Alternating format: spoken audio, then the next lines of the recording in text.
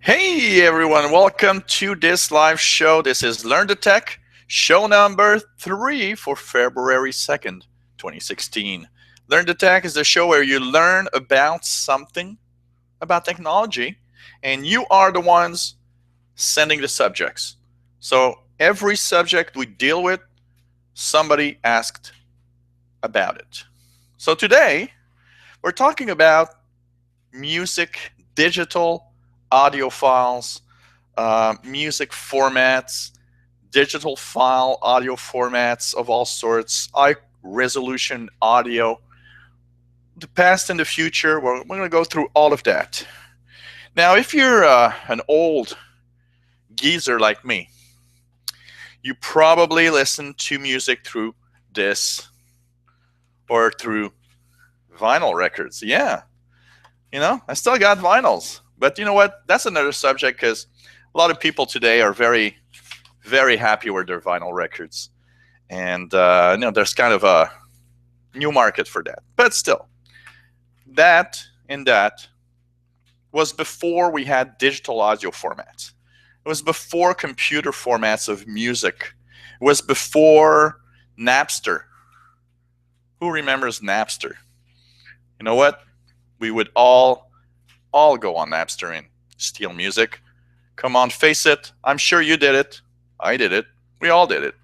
It was part of, the culture. It was part of, wow, this is so cool. I can now go somewhere and get all the music free. Of course, it had a lot of implications also. But as time grew, well, some of us still continue to steal. Some of us have it better and buy our music. I subscribe to music services. I pay my music. So, audio formats, digital audio formats. How did it start, actually? Now, we're not going to, go into the details of, there were some digitization possible in the 80s. I remember having a digital audio file of music loop on my Commodore 64. I remember having seeing a Apple Macintosh Plus with an audio file of a piece of song that you could listen to.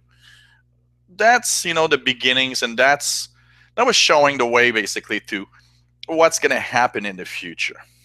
So we have digital audio formats, and basically what happened is that we had this was the first mass market digital audio, basically. I had my first CD player somewhere in 1989, 1990. I don't remember exactly. We all started with that. And basically, the CD player was the first mass market digital audio. And we were all listening to that, and we were all amazed at the quality of the sound. Until somebody someday came up and said, whoa, that ain't that good. You're wrong.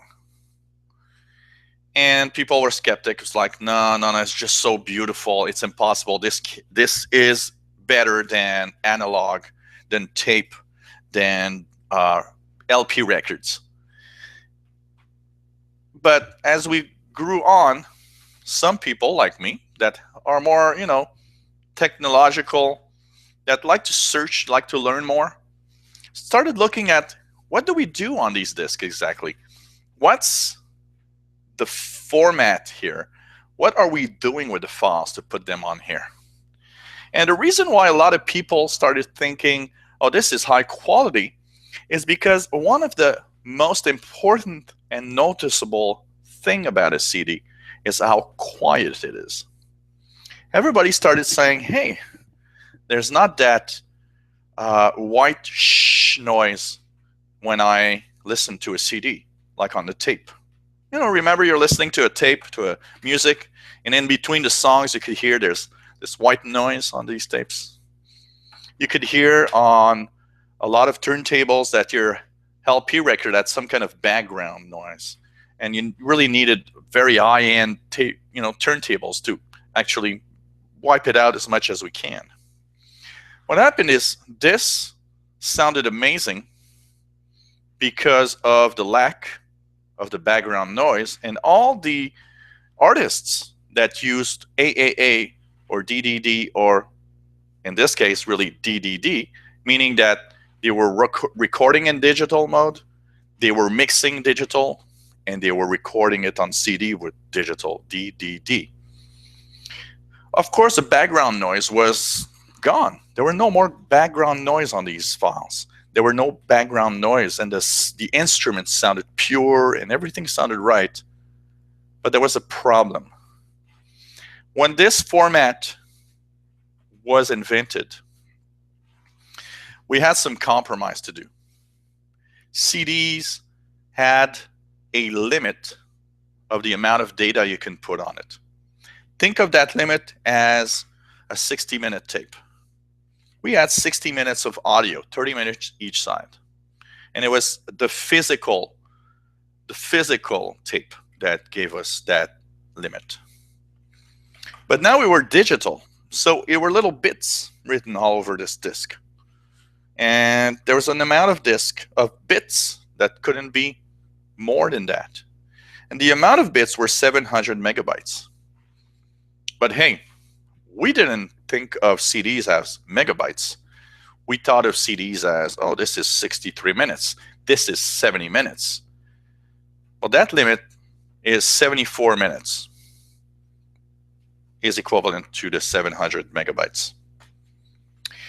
And because of that limit, if we wanted a full album and we wanted 74 minutes of music, we had to compress the audio. We had to work on compressing it.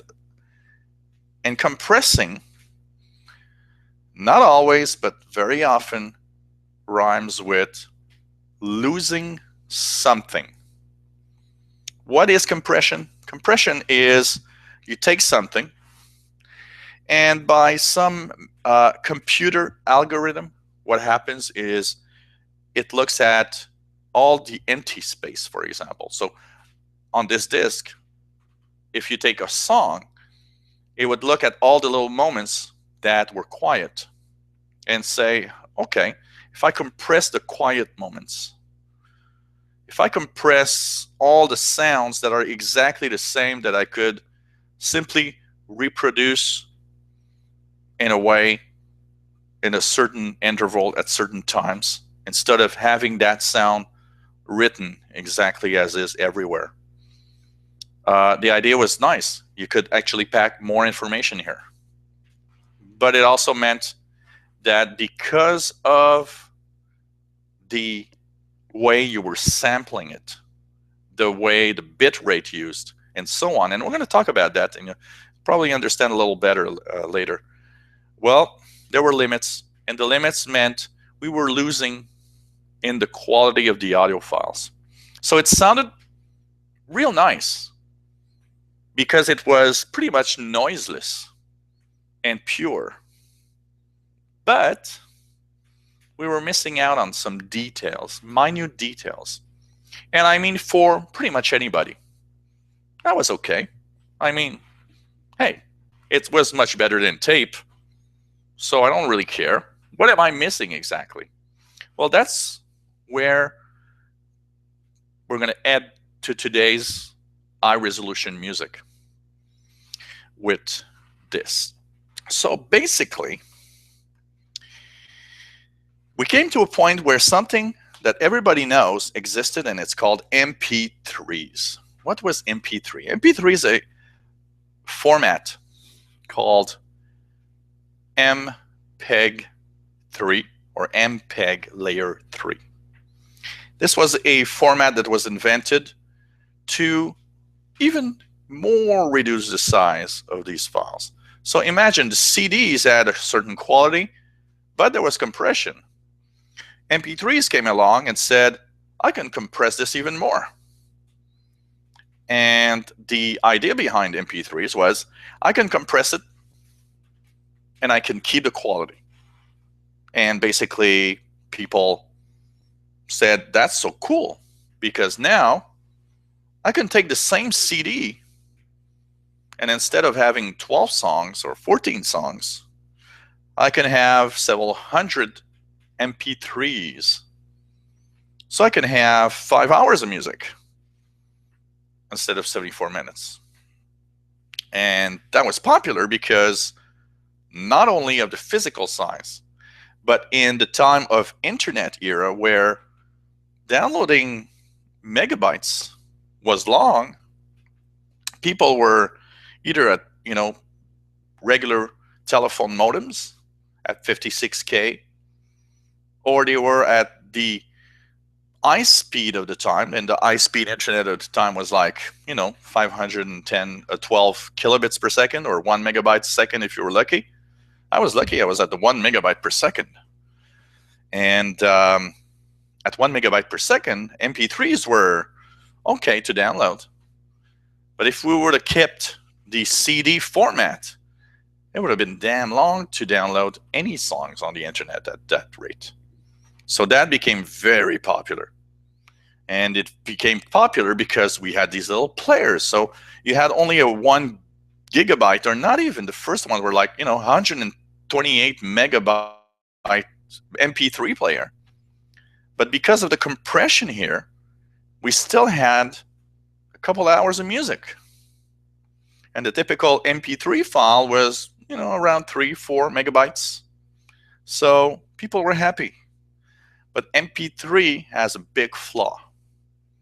MP3 has a flaw where the compression is so big that we lose more quality. So compared to the audio CD, the MP3 was worse because it was compressing too much. But people didn't care because for, let's face it, 70 to 80% of the population, the quality of that audio you're listening to, the quality of that song you want, isn't really that important. Really, isn't really that important. So people were downloading MP3s, and came these torrent sites like Napster and so on, where people would just download everything they wanted, and it was just so cool. And you know what? We're going to go down to a little bit of information of why this MP3 isn't too good. Audio files are divided into 3 big length of information, if you want. So let's start with, first of all, word length. What's word length? When we sample, because that's the way it works, we take audio. Say you're playing the violin. The first information a computer takes is word length. Word length is the size of the sample that you're taking from that violin. You've got the sample rate, the number of times every second that we sample that same size, that word length of your violin. And then you get bit rate. Bit rate is basically the speed at which we're going to play back. And the more information you got in word length and sample rate, the more bit rate you need to send it out in a good quality. So one of the things that people got caught on is, when I encode, or when I transform an audio file to an MP3, I'll put more bit rate. So people took, these files are 128 kilobits. Let's bit rate at 256 kilobits. It's going to be better. Yes and no. The higher bit rate means, there could be more information. But if the sample rate and if the word length stayed the same, you weren't changing much, basically. You were just increasing the number of data needed sent from that first information. So there was a slight increase, of course, in quality, but it wasn't that great. And it would put the MP3s in a very huge file, basically. So what happened? Word length which is the size and the sample rate, would increase. And that's where we're getting at today's high quality files. Today's high resolution audio has bigger word lengths. So it's the samples are much, much bigger of the same sounds. The sample rate, the amount of time we check that sample every second, is increased. So basically, we also have to increase the bit rate. It goes with all that information. We need to, because we have much more information to send, basically. And so all sorts of little file formats existed. WAV. WAV is basically what was invented by Microsoft for Windows users. MP3 is the first compression format for general use, and there's one little catch on MP3s. The MPEG Layer 3 is owned by someone. It's owned by a company. So every time you want to make a program that reads MP3s, every time you want to do a player that reads MP3s, you got to give a little bit of money to that company. Then we have newer file formats that appears. FLAC, which is free lossless audio codec. Lossless is the key word here. This means that that format promises that the audio you're listening to is not losing quality of any kind while we're taking it and transforming it to this file for you to listen to on your player. The equivalent to Apple is ALAC, which is Apple Lossless Audio Codec. But the FLAC one, free, F is for free. You don't have to pay anyone to use this one. So this one has been gaining popularity a lot because of its free and also because of its lossless codec. A lot of people have been taking this one saying, hey, the quality of the sounds here are much better. Apple, of course, if you're an Apple fan using music on the iTunes and you want to really high quality stuff, that's what you'll get. Finally, MQA, and we're going to come back to MQA a little bit later. This one is interesting, and it's pretty much a newcomer in the market for the audio. And we're going to examine why. So if we continue on, of course, people were getting all these players.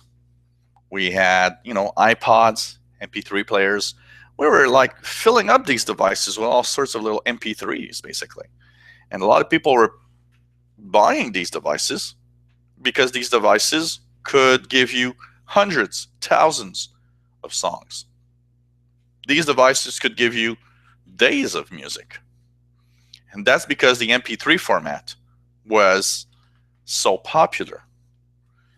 But then again, you got to remember, if we go back here, MP3's word length were very small. So the amount of sound that you take for a sample was very small. Sample rate. The amount of data or samples every second weren't that great either. So you took little bits of sounds. You didn't take that much every second.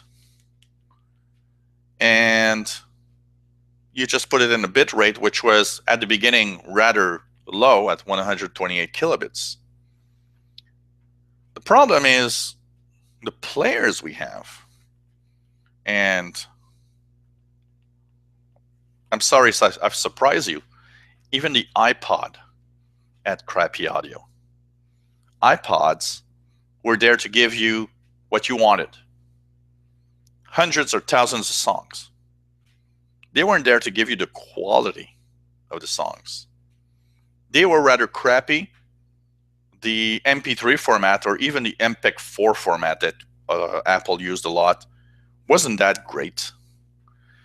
The earbuds that came from these devices were rather crappy also. So people were happy. I'm listening to my music and that's all I want. And that's basically the thing with audio here, is that these devices give mass market people what they want. And they were the equivalent of the sound system. You know what? We all bought our hi-fi audio system in the 70s, 80s. We all bought our 100 watts per channel device that we wanted to, blast the neighbors with our music. Thing is, these were mass market stuff. They sounded quite right. I know I have my old sound system here that's 100 watts per channel that I bought in 1989. And I mean, it sounds great, but it's not the top of the line of the system. It cost me about $1,200 back then. There were systems for $20,000. So that's where you'll take the regular average Joe listening to his favorite music, and that's where you'll have the different people, the audiophiles, the ones that are more interested in the highest quality possible of what you're listening to, and will separate. And it's the same separation that comes in the digital stuff. And one of the things that's interesting is that for a long time, audiophiles, people that were buying these $20,000 sound systems, they didn't want to have CD players, because for a long time it was considered inferior quality in the audio department. For a long time they kept their vinyl records, which gave them apparently what is the best reproduction of audio they could have. And they weren't keen to the new technology. They really stayed away from the MP3s because MP3s were horrible. And rightly so to some point, because of the compression it gave to the music. But for the average ear and the average people, it sounded quite all right, and it was fine. You listen to what you want. A great example that I like all the time is when I see people ripping music from YouTube.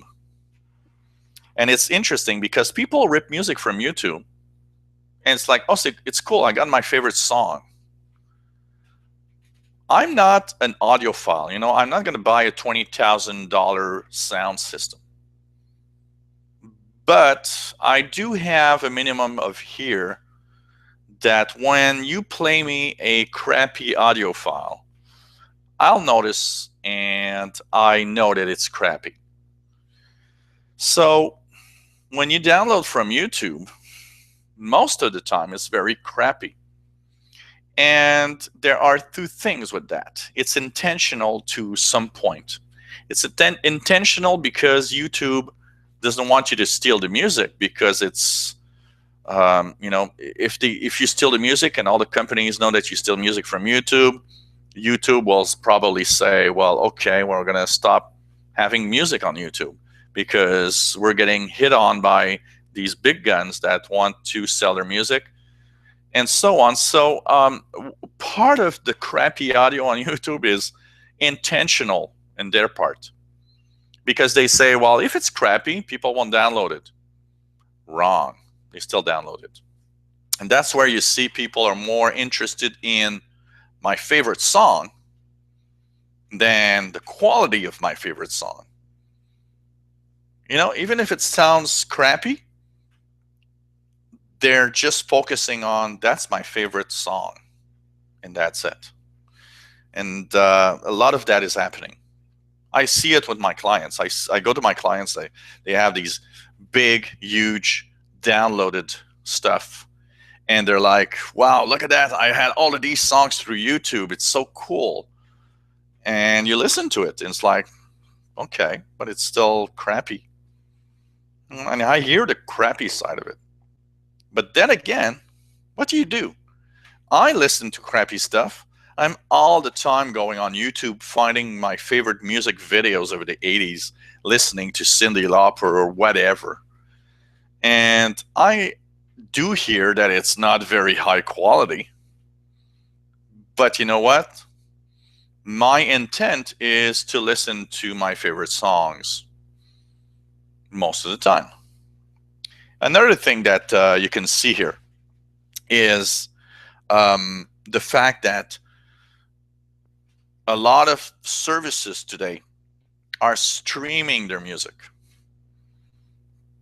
And you know what? The streaming services, although they are better than YouTube in the audio department, are rather crappy in the audio department. Why? Because streaming music requires a lot of bits, a lot of downloading.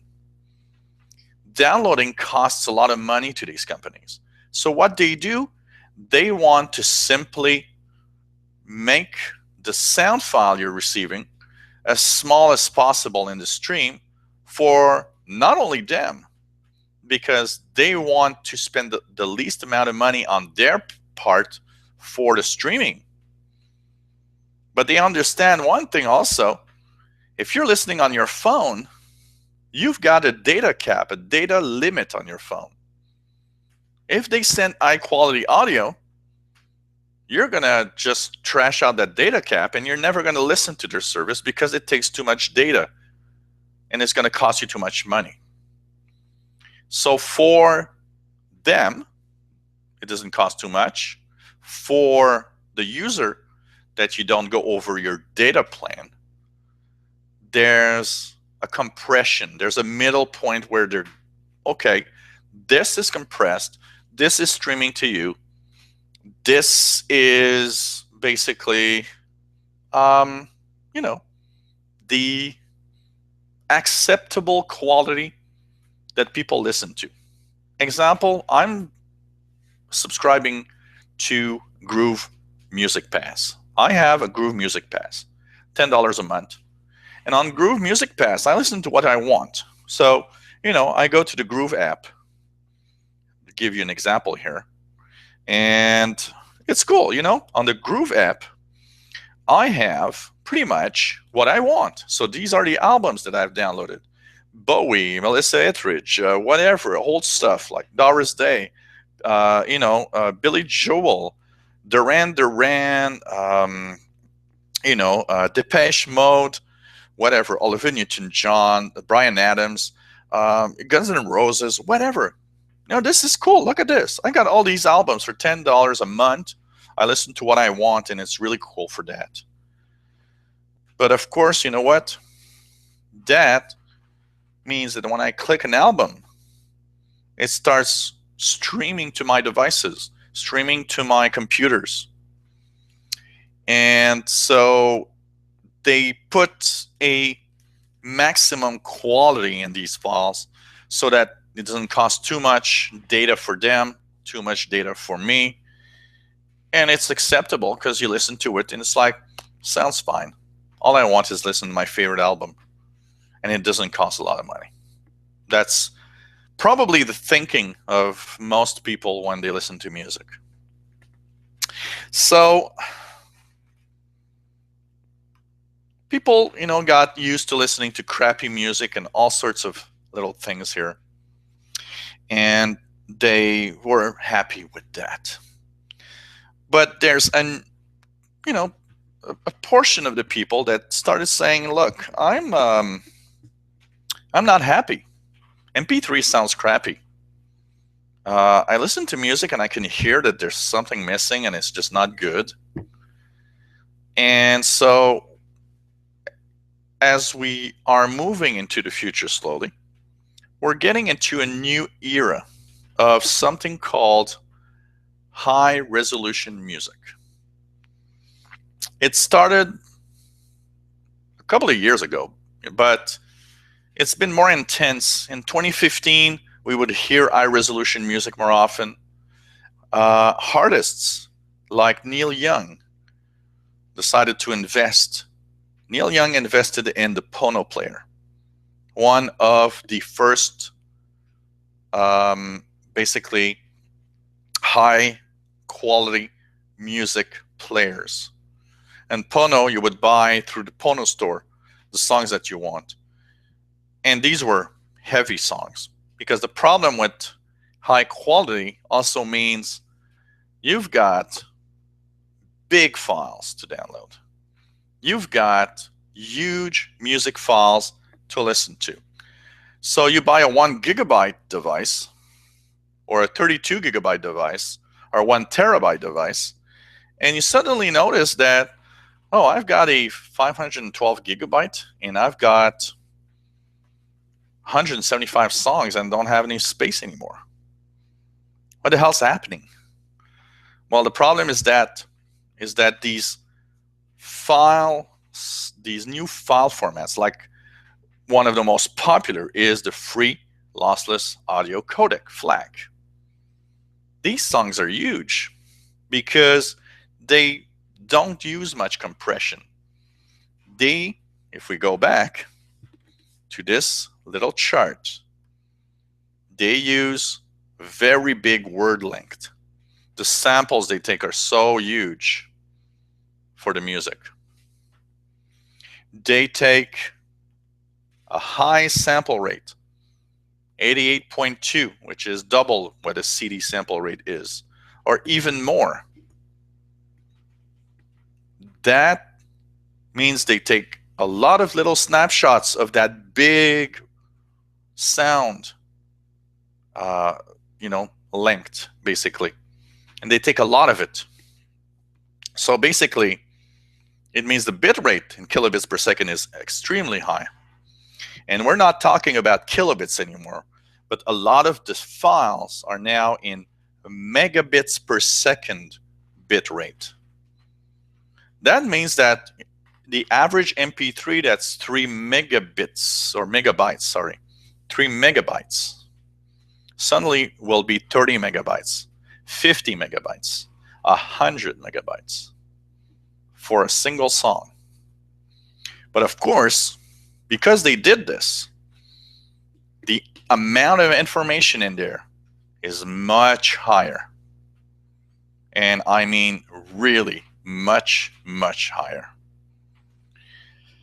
But then again, really nice. You can get, these players like the Pono player and say, look, I got a great player. I can listen to my high quality music.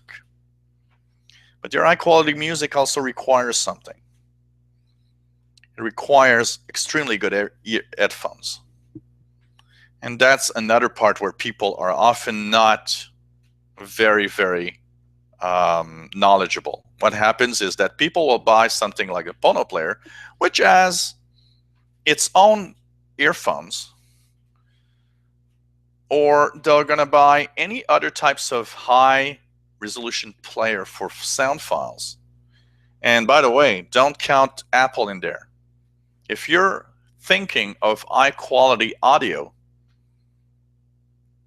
if you buy something from Apple, everybody's going to laugh at you, because none of the Apple products in audio department, even though they were the first one to sell an iPod, they were the first ones to sell in mass quantities these devices.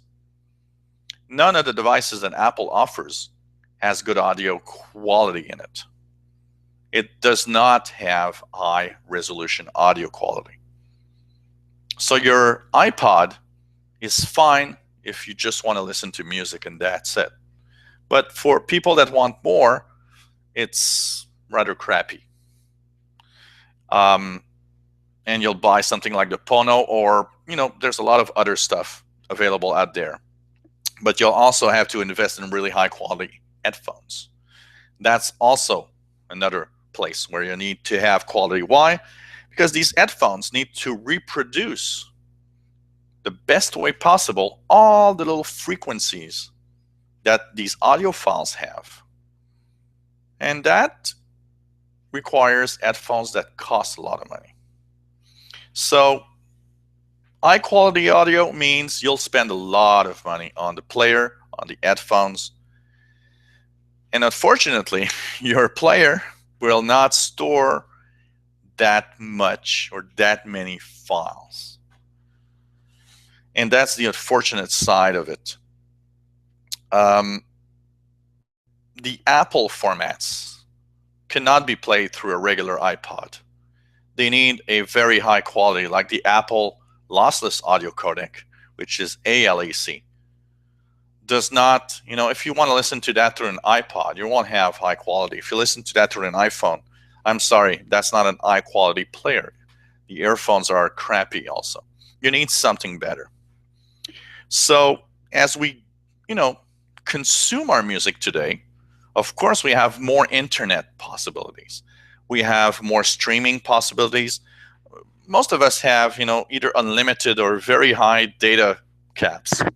So it's starting to give us the possibility that we can really use a lot of these high quality music formats because we can stream incredible bit rates and listen to our favorite songs in the best audio quality possible. So what's going to happen with that? Well, it comes up to here. A lot of people have been asking me what is MQA. And MQA is made by a company called Meridian. And as you see here, this is kind of an ad from them, Redefine the Possible. MQA stands for Master Quality Authenticated. This is a format that promises something incredible for the future. And that's why a lot of people are talking about MQA. This is very, very recent. This is a new player in the market, and it started gaining popularity in 2015. And of course, the more we're going through, the more we're talking about MQA. And MQA actually is what MP3 was to the CD. Let's try to find a way to compress without losing any data, any information, so that the audio sounds as good as, say, FLAC, free, lossless audio. But because of the compression that it brings, it's going to be suitable for online services for streaming music. It's going to be suitable because you'll be able to take that Pono player, for example, which, by the way, doesn't play MQA because it's not implemented in a lot of devices yet. MQA will give you not 100 songs on your device because the songs are just too big. It's going to give you 10,000 songs and high resolution music, because that's how we call the high quality audio, high resolution music. And so in high resolution music, MQA will be or promises to be, the MP3 for the CD. We're compressing, but we're trying to keep a maximum of quality in there. And Meridian says, well, this is cool because we're actually using this in a very special way. There's a new way of compressing, a new way of thinking about how we compress stuff. So it seems that the redefined way of compressing from MQA promises to be amazing in the future. And a lot of devices are actually showing up with MQA possibilities. Even cars, a lot of cars with audio players now support the MQA format. Problem of MQA that FLAC doesn't have, it's that this is proprietary. That means that this is owned by them. So when you actually put an MQA player in a car, or if you own the MQA player, they had to pay to Meridian a little bit of money in order to implement this, because this is owned by them. So this really promises to redefine the future, possibly.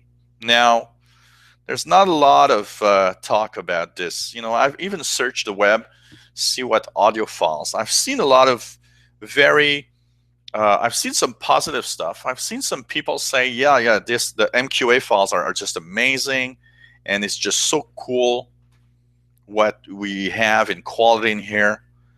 I've also seen a lot of people in audiophiles say, well, yeah, it's kind of crappy. It's kind of like when we had MP3s, and basically we lose stuff. So, I'm not a big, audio quality guy. I want to listen to my music. I'm more of that average Joe that wants to listen to his favorite songs. So we'll have to, see what time does MQA amount to something. Does MQA eventually, will that be maybe the new MP3, the new standards? It's going to be interesting to see.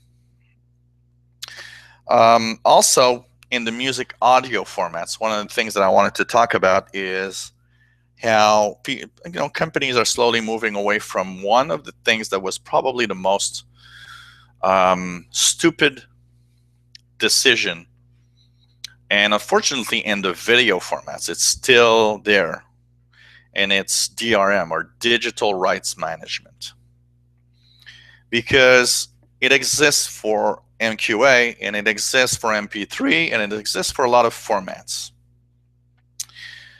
Basically, what's happened in the file formats for audio is that a lot of people, because of the torrents, because of bear share, because of what was it? All these services that Napster and so on, that you downloaded free music, meant that all the files here, including MQA,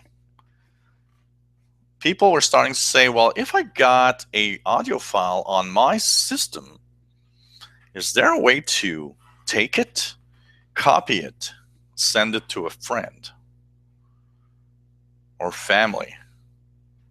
And basically, a lot of people started seeing MP3s and saying, hey, we can take MP3s, copy them as much as we want.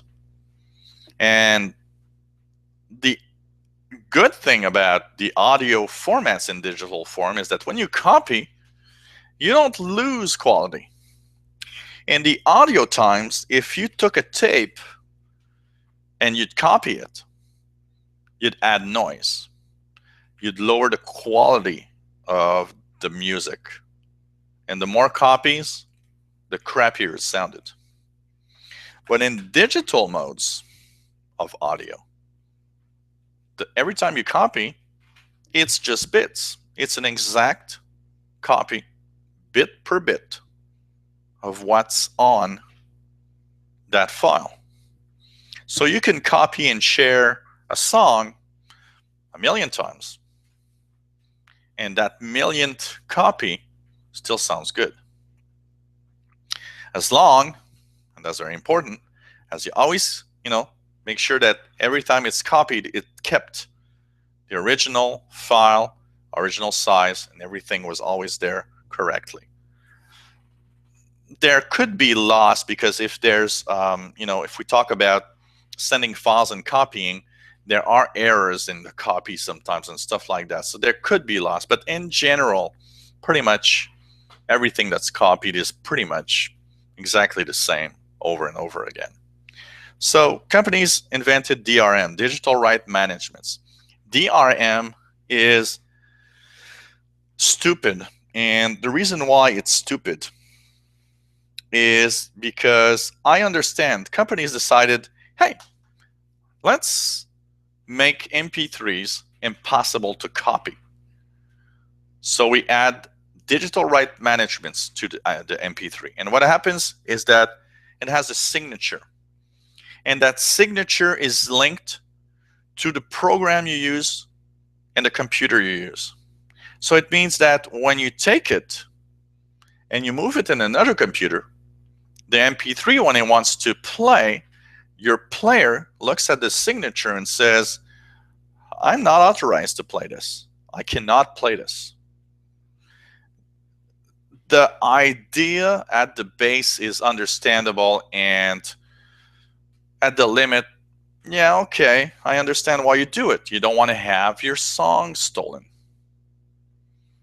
Problem, people had their songs on the computers, and they were saying, oh, I'm going to put it in my MP3 player for my jogging or when I go to work.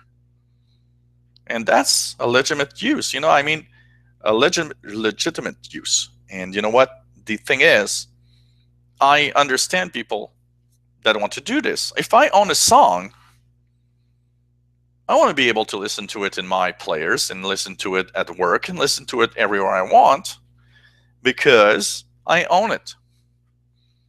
Well, that's the problem. First of all, and if you read, and even in the times where we were buying these cassettes, there's a little writing that says, we don't own this. This is not yours. This is intellectual property owned by a record company, an artist. And basically, copying it to listen to in some other device, even if it's yours, is not permitted by them. Now, different countries have different laws. Here in Canada, we were allowed to copy as long as we own the original and that it was for personal use. So I could take my LP records, make myself a cassette of my favorite songs for my Walkman, and this was perfectly legal in Canada. But it was not legal everywhere. And laws changed from time and time because people were starting to copy and distribute illegally all the music they were listening to. So DRM came as, okay, let's lock all the MP3 files. Let's lock all the music we distribute on the internet. Because like that, people will stop stealing it. They won't be able to listen to it on other devices. So they won't give it to their friends. They won't play. And the error came there. Because in the minds of everybody, if you have a song that you bought on the internet, say you bought a 99-cent song on the iTunes, what did people want to do with it? Oh, I'll put it on my MP3 player so I can listen to it at work. I paid for it. It's mine. Unfortunately, record companies didn't think like that. They thought, no, it's not yours. We'll put this lock, and the lock is going to prevent you from using it anywhere else. And I, as a tech guy, have seen the frustration of people with DRM. I've seen that people wanted honestly, really honestly, to take the music and listen to it in the car or at work or doing the jogging. And they found, hey, I can do that. And they'd ask the tech guy, me, why can I listen to that on my MP3? Well, because it has DRM. And record companies didn't realize for a long time that DRM actually shot them in the back. Because people were getting so angry at the fact that that song that they bought, they couldn't use it anywhere else. Well, they just fired up Napster, fired up BearShare, fired up whatever program their friends had, and said, look, I'm going to download it illegally. It's mine. I bought it. I don't care. So there's been a big fight with that. Thankfully, more and more, and as time goes by, companies on the audio side, because on the video side, there's still companies that still don't understand that it's so stupid what they're doing with DRM. And not only that, one last thing about DRM is that some players and legitimate players and some computers and even some devices, and we see it with DVDs, people buy a movie, put it in the DVD player, It just doesn't want to run because that darn digital right management thing is kind of incompatible with their DVD player, and this just doesn't play, doesn't do anything. And we see that. We did see that with audio files also, that just didn't want to play, even though they were in the correct place, they were bought legally, they should have played there. So the frustration from that, the frustration from, not being able to share anything. But thankfully, the DRM is slowly going away from pretty much all the audio.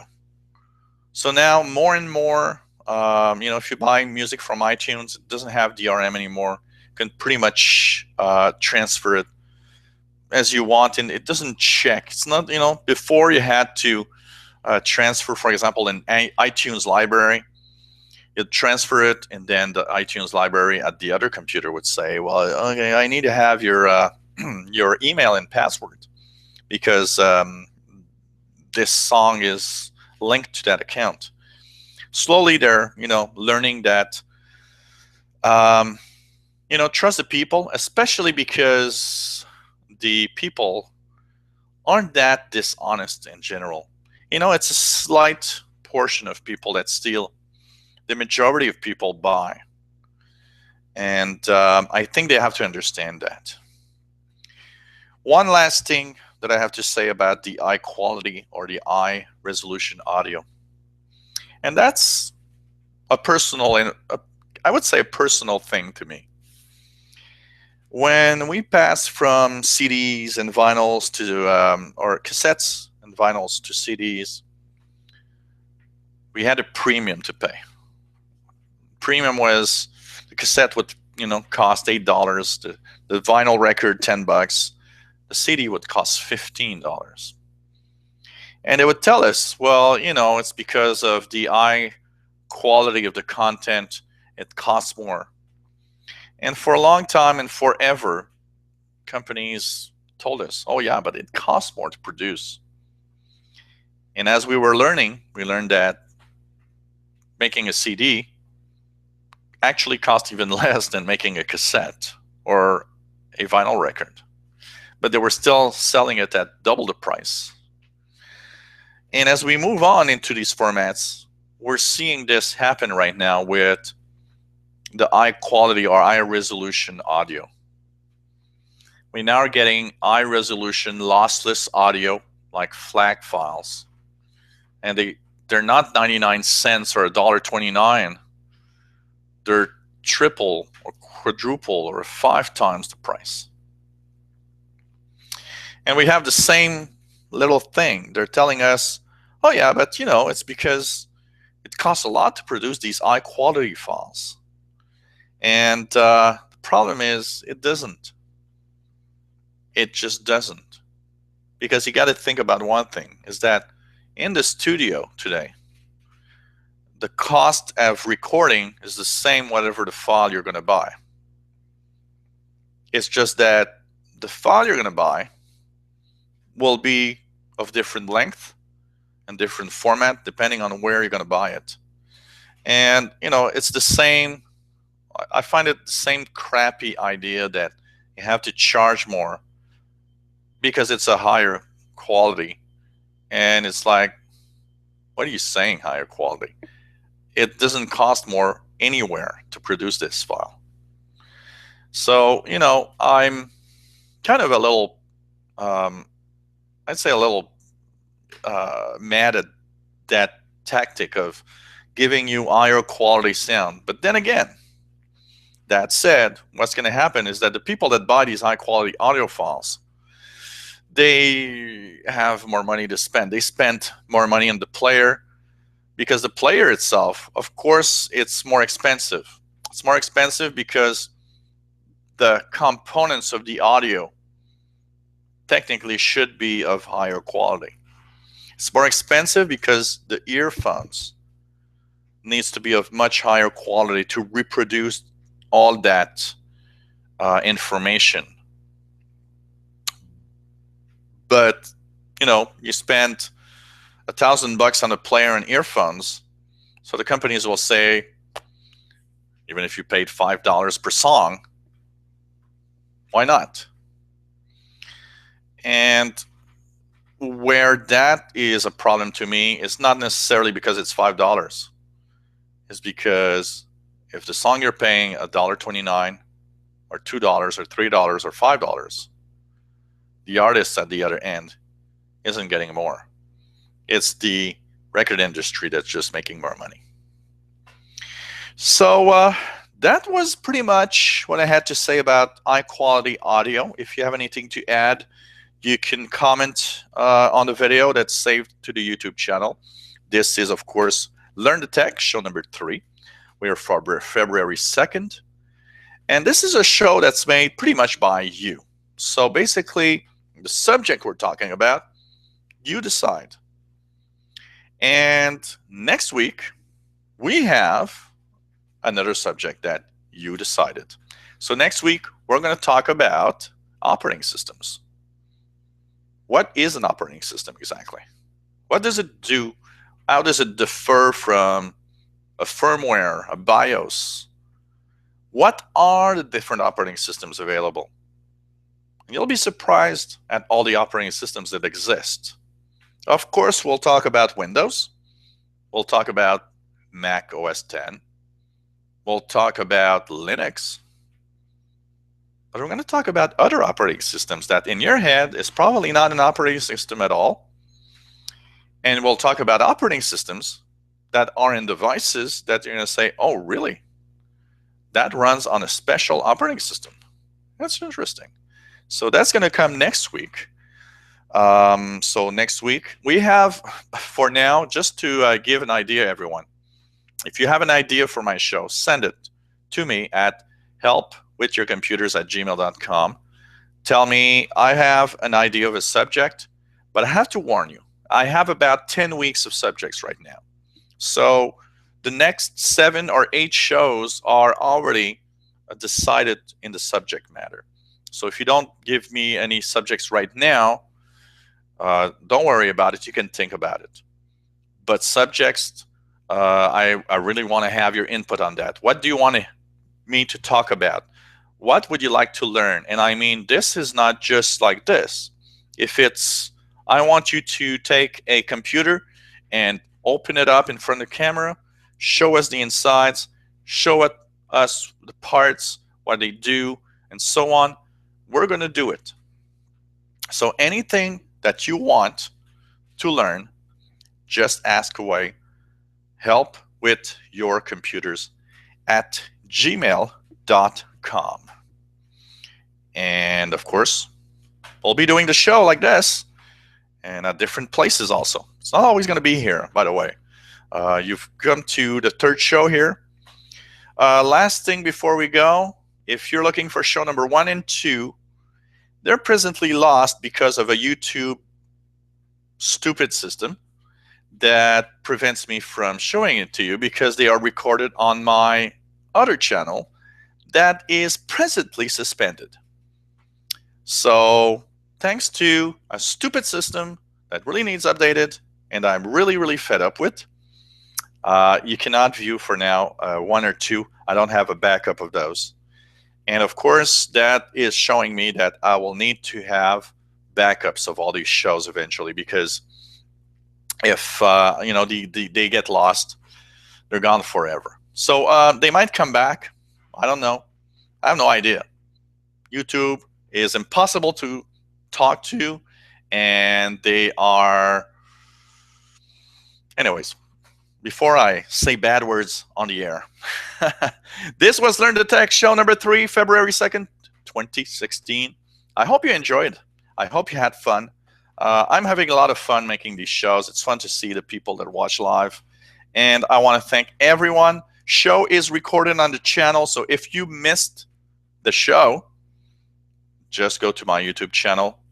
You will have it saved, and you'll be able to view it afterwards. Thanks, everyone, for your support. Thanks, everyone, for being there. I hope you enjoyed the shows. See you next week. Learn the show, learn the tech, learn the show. Learn the Tech is every Tuesdays, 6 p.m. Eastern Time, 2300 hours UTC. I hope you can be there. I hope you have fun watching. I hope you learned something. That's also important. Take care, everyone. See you next week.